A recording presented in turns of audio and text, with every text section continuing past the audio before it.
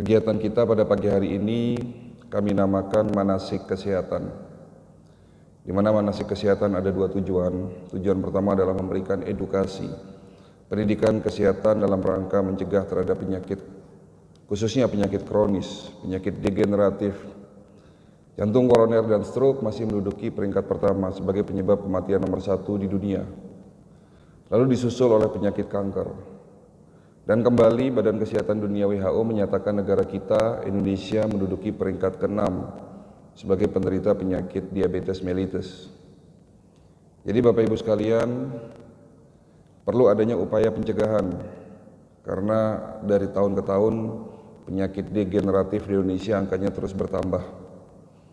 Kita tahu hari ini pandemi COVID-19 belum berakhir. Tetapi perlu saya sampaikan di sini, kematian terhadap penyakit tersebut kita tahu angkanya, prosentasenya rendah dan selalu ada penyakit penyerta, dan penyakit penyerta inilah yang menyebabkan imunitas seseorang ini turun. Dan biasanya penyakit penyerta ini disebabkan karena adanya penyakit degeneratif. 10 bulan terakhir ini penyakit seperti diabetes, hipertensi, jantung, stroke sempat terlupakan. Kita sibuk untuk penyakit COVID-19. Kita menunggu vaksinasi. Tapi sesungguhnya Bapak Ibu sekalian, di luar sana ada penyakit yang jauh lebih berbahaya, yang sekali lagi penyakit tersebut sempat terlupakan. Kematian terhadap penyakit jantung koroner, stroke, diabetes, itu angkanya sekali lagi terus bertambah. Oleh karena itu, tema yang hari ini kita angkat judulnya adalah kenapa penyakit kronis sulit untuk disembuhkan dan cara sehat ala Rasulullah SAW. Tapi sebelum masuk materi, izinkan terlebih dahulu saya ingin sedikit bercerita sejarah berdirinya konsep pengobatan holistik di Indonesia. Setelah saya lulus menjadi dokter, tahun 2001 saya melanjutkan pendidikan spesialis naturopati, di mana beberapa dokter di Semarang pada saat itu, termasuk Dr. Jaidul Akbar, kami sama-sama belajar pengobatan tradisional di Institut Al-Wahidah Malaysia. Kami terus mendalami pengobatan tradisional, baik pengobatan Tibum Nabawi, pengobatan Ayurveda India, bahkan tahun 2009-2010 saya berangkat ke Beijing dan kota Ankou di Cina, juga dalam rangka mendalami pengobatan tradisional. Nah Bapak Ibu sekalian, setelah kami mendalami pengobatan tradisional, bukan berarti kami meninggalkan ilmu pengobatan yang kami dapat di bangku kuliah untuk menjadi seorang dokter, tetapi justru kami gabungkan antara pengobatan medis konvensional ala barat dan pengobatan tradisional ala timur. Inilah yang disebut sebagai konsep gabungan kedua ilmu yang kita namakan holistic integrated medicine. Dan pengobatan ini hari ini cukup berkembang pesat, terutama di Eropa, di Amerika, di Malaysia, di China, dan alhamdulillah 10 tahun terakhir ini Indonesia pun sudah mulai mengakui pengobatan holistik.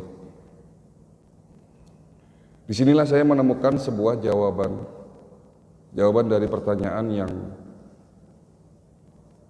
biasa ditanyakan kepada kita, biasa ditanyakan oleh seorang pasien kepada dokternya. Apakah benar penyakit kronis seperti hipertensi, diabetes, jantung, dan penyakit kronis lainnya disebut dalam ilmu kedokteran medis konvensional adalah penyakit yang tidak dapat disembuhkan dan si penderitanya harus minum obat seumur hidup? Ya, kita tahu memang di dalam ilmu kedokteran alopati medis konvensional disebut bahwa penyakit kronis tidak dapat disembuhkan Bapak Ibu sekalian. Dan jika Bapak Ibu sudah divonis oleh penyakit tersebut oleh seorang dokter, harus minum obat seumur hidup.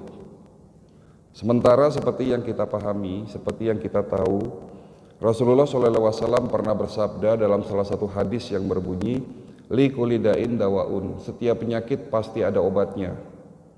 Disinilah ada pertanyaan besar, mana yang benar?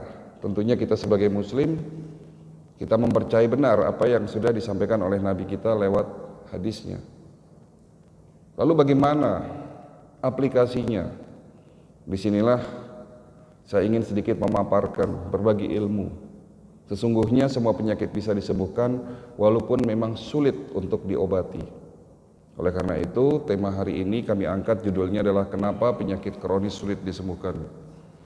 Bapak Ibu sekalian, kegiatan manasik kesehatan ini memang kita fokuskan langsung kepada masyarakat lewat pada sholat subuh yang kita sudah jalankan lebih dari 4 tahun.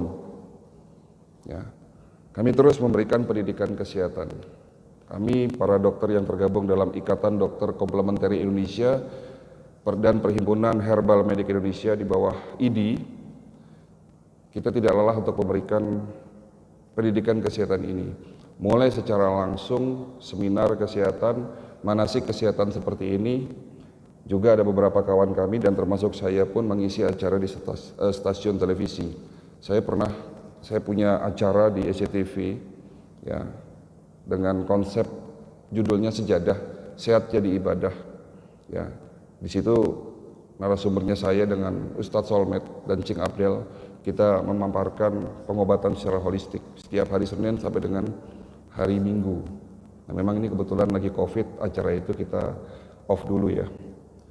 Jadi nanti Bapak Ibu sekalian, jika Bapak Ibu hari ini belum mendapatkan informasi yang lengkap, ya Bapak Ibu bisa lihat di YouTube ya, dengan ketik Sejadah Sehat Jadi Ibadah. Ataupun ada beberapa masjid yang sudah mengupload ya kegiatan manasik ini ke YouTube ya. Oke, kita mulai Bapak Ibu sekalian. Tapi sebelum saya masuk materi, semuanya di sini sehat, Pak? Sehat atau tidak sakit? Ini ada 2 pertanyaan ya. Sehat atau tidak sakit? Bapak sehat? Apa buktinya, Pak?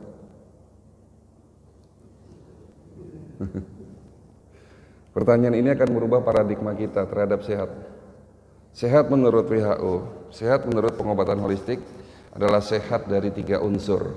Body, mind, and soul. Fisik, pikiran, dan jiwa kita harus sehat. Tetapi secara fisik, sehat itu harus dibuktikan dengan medical check up. Bukan hanya sekedar tidak sakit. Banyak di luar sana orang yang sudah mengidap penyakit kanker, tapi tidak merasakan sakit. Banyak orang yang ada sumbatan pembuluh darah di otak, bahkan sudah terjadi infak. Ya, kerusakan saraf di otak, tidak pernah merasakan adanya satu gejala.